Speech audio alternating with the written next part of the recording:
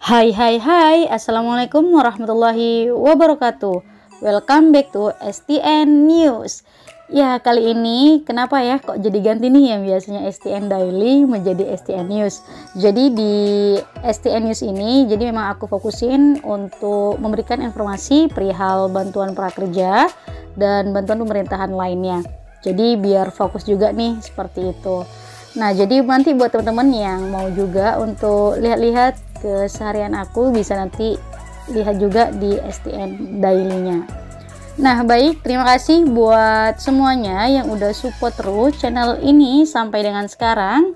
Dan buat yang baru mampir ke channel ini, jangan lupa ya untuk diklik tombol subscribe-nya agar aku semakin bersemangat lagi untuk menginformasikan perihal berita maupun informasi bantuan sosial seperti itu. Oke, nah kemarin itu aku udah ada bahas juga nih perihal yang bantuan sosial akan dihapus dan digantikan oleh yang lainnya ataupun skemanya yang lain seperti itu. Karena yang kita ketahui sendiri bahwasanya saat ini untuk Menteri Sosial sudah digantikan gara-gara ya tahu sendiri yang Menteri Sosial sebelumnya ada kasus korupsi yang dimana yang dikorupsinya itu bantuan sosial, dan ini benar-benar sangat miris sekali. Nah, jadi untuk Menteri Sosial saat ini itu dipegang oleh Ibu Risma, dan semoga Ibu Risma tetap amanah dan juga bisa membenahi bagaimana di dalam kementerian tersebut, baik dari atas sampai dengan ke bawah ataupun sebaliknya dari bawah sampai ke atas. Karena banyak sekali keluhan-keluhan dari masyarakat gitu kan ya, terutama yang ada komentar di channel aku ini yang benar-benar seharusnya beliau mendapatkan bantuan namun tidak mendapatkannya, istilahnya tidak tepat sasaran seperti itu. Baik, nah di sini ada program unggulan dari Ibu Risma sebagai Menteri Sosial, di mana ini yang diharapkan oleh warga yang membutuhkan agar benar-benar untuk bantuan sosial itu tepat sasaran dan programnya itu berjalan dengan baik. Nah, jadi Ibu Risma sendiri mempunyai sejumlah program unggulan yang akan dilaksanakan saat memimpin Kementerian Sosial, yang dimana beliau juga akan kerjasama nih dan juga melibatkan dari kementerian sampai perguruan tinggi. Jadi benar-benar Bu Risma ini memfokuskan di situ agar memperbaiki ataupun membenahi yang dari Kementerian Sosial sebelumnya seperti itu. Nah, adapun program yang diusung oleh Ibu Risma untuk yang pertama adalah perbaikan data penerima bantuan, yang dimana Kemensos akan bekerja sama dengan Kementerian Dalam Negeri terutama terkait data kependudukan serta perguruan tinggi yang ada di wilayah masing-masing. Jadi seperti yang kita ketahui, banyaknya bantuan yang tidak tepat sasaran itu karena data yang masuk ke dalam Kementerian Sosial itu tidak sesuai dengan kenyataan. Ya istilahnya yang seharusnya beliau tidak menerima gitu kan, ataupun yang sebenarnya mampu namun malah mendapatkan bantuan sosial, namun sebenarnya membutuhkan gitu kan, malah tidak ada masuk ke data Kemensos. Jadi di sini Ibu Risma benar-benar memastikan kembali untuk perbaikan data agar data tersebut benar-benar valid yang memang untuk membutuhkan seperti itu untuk bantuan sosial. Karena kan ketika mendapatkan bantuan sosial baik KKS, KIS dan lain sebagainya itu akan ditarik datanya oleh Kemensos. Jadi di sini Bu Risma memang memfokuskan dulu untuk perbaikan data penerima bantuan agar tepat sasaran. Dan untuk program kedua adalah program pemberdayaan masyarakat, yang dimana yang disesuaikan juga dengan amanat Undang-Undang Dasar 1945, kemanusiaan, keadilan serta fakir miskin dan anak terlantar berada di bawah tanggungan pemerintah. Jadinya di sini Ibu Risma untuk program kedua akan memperhatikan terutama terhadap anak-anak terlantar, terus juga fakir miskin, dan itu akan diprioritaskan untuk pemberdayaan sehingga anak-anak kita bukan hanya mengadakan tangan tapi mereka bisa melakukan segala sesuatu.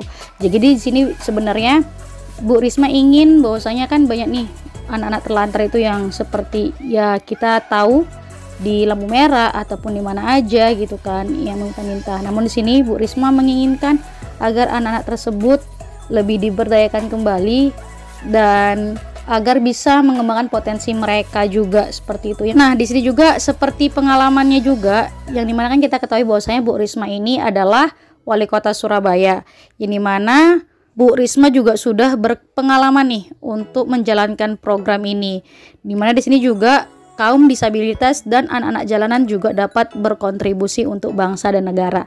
Kali ini Bu Risma tidak hanya untuk membenahi kota Surabaya, tapi seluruh Indonesia yang akan dibenahi oleh Bu Risma. Semoga aja Bu Risma sehat-sehat selalu ya, agar bisa menjalankan program ini yang bisa dia lanjutkan yang sebelumnya hanya di Surabaya, namun sekarang lebih besar lagi yaitu Indonesia. Nah, untuk program yang ketiga adalah pemberdayaan masyarakat melalui kerjasama dengan beberapa kementerian seperti Kementerian Koperasi dan UMKM, Kementerian Perdagangan, dan Kementerian Perindustrian. Di sini Bu Risma mengatakan bahwasanya beliau akan memperdayakan gitu kan ya, ataupun Kemensos akan memperdayakan kalau suaminya sudah bekerja namun kondisinya masih butuh bantuan atau miskin, maka akan melibatkan mesin kedua yaitu kaum ibu-ibu. Jadi di sini untuk program ketiga di sini lebih memperdayakan untuk kaum ibu-ibu agar jauh lebih produktif.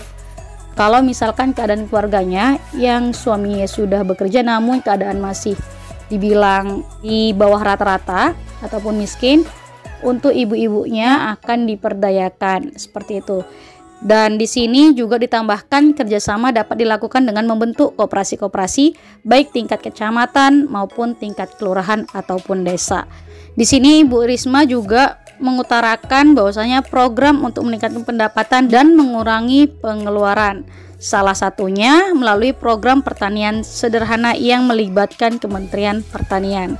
Di sini memang untuk program dari Ibu Risma sendiri memang menginginkan untuk percepatan untuk pengurangan kemiskinan gitu kan, terutama untuk warga yang membutuhkan seperti penyandang disabilitas, terus juga masalah sosial dan lainnya, yang dimana akan ditangani secara komprehensif dan terintegritas.